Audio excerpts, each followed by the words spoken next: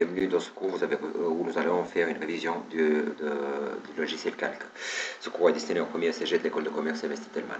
Vous avez reçu deux documents, un document qui s'appelle iPhone et un deuxième qui s'appelle consigne. Vous ouvrez le fichier iPhone, c'est celui que vous allez travailler, et le fichier consigne, c'est celui où vous avez toutes les indications à ce qu'il faut faire. Alors, ils nous disent d'ouvrir, ils nous disent de renommer la feuille en iPhone 2020. Alors, pour renommer la feuille en iPhone 2020, je vous rappelle, on double-clique ici et on met le nom de la feuille. C'est fait.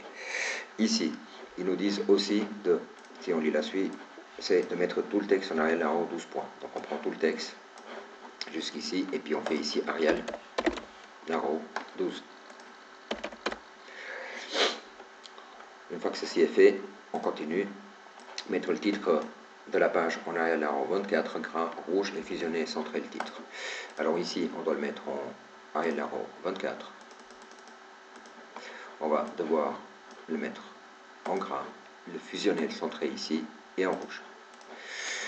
Voilà, qu'est-ce qu'ils nous disent d'autre? Mettez la hauteur de la ligne à 3 cm, donc on va venir ici, clic droit, hauteur de ligne, 3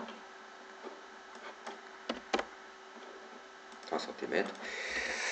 Ensuite, faire les bordures comme au modèle. Donc si on regarde le modèle ici, vous avez des bordures qui sont comme ça. Ici, vous avez des bordures qui sont format cellule, bordures qui sont comme ça.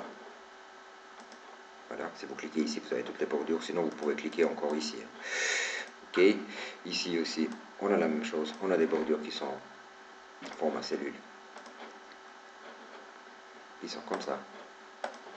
Et ici aussi, on a des bordures, on peut aussi sélectionner à partir d'ici pour faire comme ça.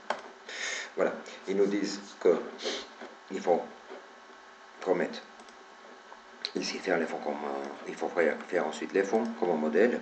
Si vous regardez bien le modèle, ici, le nom des colonnes, c'est en gras aussi, c'est en gras. Donc je vous laisse les mettre en gras, aussi ça. Et puis ils nous disent que tout ce qui est là, vous devez les mettre en bleu clair, en bleu foncé. Ici aussi, en bleu foncé, ici aussi, en bleu foncé.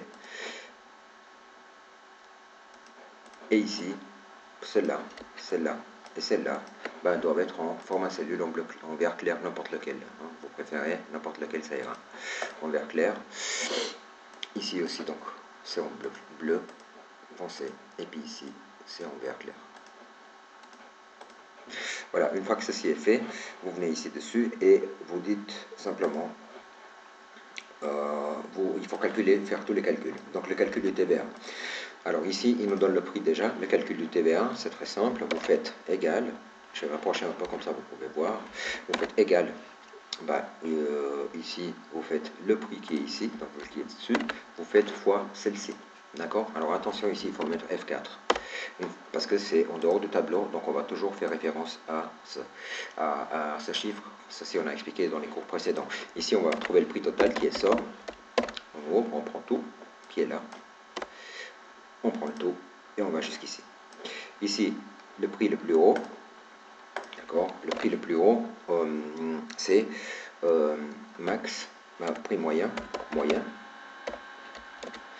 Et ici, il faudra faire la moyenne de tous ces prix qui sont là. Alors, il l'a fait, mais seulement comme il n'est pas assez ouvert. Alors, attendez, je vais l'ouvrir. Moyen, pardon, j'ai mal écrit la formule. Voilà, c'est là. Et ici, prix le plus bas, c'est la même chose. Mine, on ouvre, on prend tout ça. Et ici, prix le plus bas. Donc, ça c'est le moyen. Ça c'est max. Et ça c'est mine. On ouvre, on prend. Et c'est fait. Ici, le budget, on doit faire un si. Donc le si, il est très simple. Donc si, ici, le prix qui se trouve ici est plus grand que le prix de la... Il nous demande en fait de savoir si le prix de la moyenne, si je lis bien la consigne, ils nous disent utiliser le format conditionnel pour calculer le prix immobilier. La cellule doit afficher le texte c'est cher, c'est le budget, sinon il doit afficher si la moyenne est plus haute que le budget affiché en F3. Donc soyez attentifs s'il vous plaît. Donc ici, donc, la moyenne, ça se trouve où exactement? Elle se trouve ici. On doit donc travailler avec cette cellule-là et celle-là. Donc ici, on va lui dire si celui-là est plus grand que celui-ci, dans ce cas-là, ben, on va lui afficher c'est cher. Toujours entre guillemets parce qu'on affiche du texte. Sinon, c'est bon marché.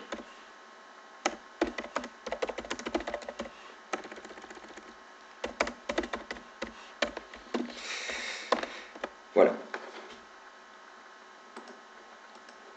Ceci étant fait, donc je regarde juste une seconde combien de temps il nous reste, voilà. Ceci étant fait, ben, nous avons pratiquement fini toutes ces données. Alors je remarque ici, je vous ai mis en fait par défaut, quand je vous ai donné dans le fichier, la condition, je vais l'enlever. Donc je vous montre comment faire pour que ça affiche en jaune et en rouge. C'est très simple, vous prenez toutes les formules qui sont ici et vous faites format cellule. Format conditionnel, pardon, condition. Et là, en fait, il faut, si c'est supérieur à 600, parce que c'est ce qu'on nous demande ici, en fait, les prix totaux en dessus de 600 avec une couleur rouge, elles font jaune. Donc, si jamais c'est plus que 600, vous devez faire, donc supérieur à 600, vous faites un nouveau style, d'accord? Et dans le nouveau style, vous lui dites arrière-plan, par exemple, c'est en jaune, et l'effet de caractère, ici, vous allez vous les mettre en rouge. Et normalement, ça marche, d'accord? Il vous donne ça. Voilà, ça c'est fait. On continue avec la consigne. Donc mettez toutes les cellules en format CHF, très bien. Donc ici, on va mettre toutes les cellules qui contiennent du texte, toutes les cellules qui contiennent des chiffres, on doit les mettre en format, donc, en format CHF. Donc on prend les premières ici, format cellule. On va lui dire, le nombre c'est de la monnaie. Et puis du coup, on va CHF devant comme ça va très bien. On va faire la même chose ici, format cellule, ici monnaie, et puis on va lui dire toujours OK, et ici la même chose, format cellule, nombre, monnaie, OK. Ça c'est fait, j'oublie pas de mettre ceci en gras, parce que c'est des prix en total. Ensuite, ce qui nous demande d'autre, on nous demande la page doit s'imprimer en paysage, elle doit s'imprimer une seule feuille, elle doit être centrée en largeur. Très bien. Alors du coup, ce qu'on va faire, c'est qu'on va cliquer ici. Ici, elle s'imprime, mais pas en format paysage, donc on va vite le mettre comme ça, puis on va le mettre en gestionnaire, en page. On va aller ici, le mettre en paysage, ça a changé ici, et on doit le centrer, il nous demande en hauteur et en largeur, donc c'est fait. Et puis ensuite, ils nous disent aussi quelque chose d'autre. À l'impression, la feuille doit contenir votre nom, prénom à gauche, la classe au centre et la date à droite. D'accord? Donc ici, on va cliquer sur ce petit bouton et on va toujours en tête activer l'en-tête, plus, annuler, éditer, puis là-dessus, vous lui mettez par exemple le nom, prénom. À date, au centre, ils nous disent la classe, par exemple un ECG informatique.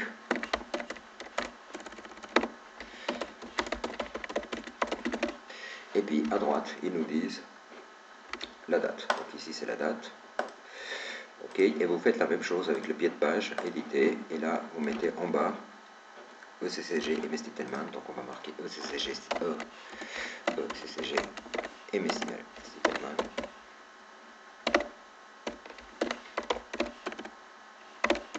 Et vous avez terminé, chers élèves, tout est en ordre. Voilà, c'est fait.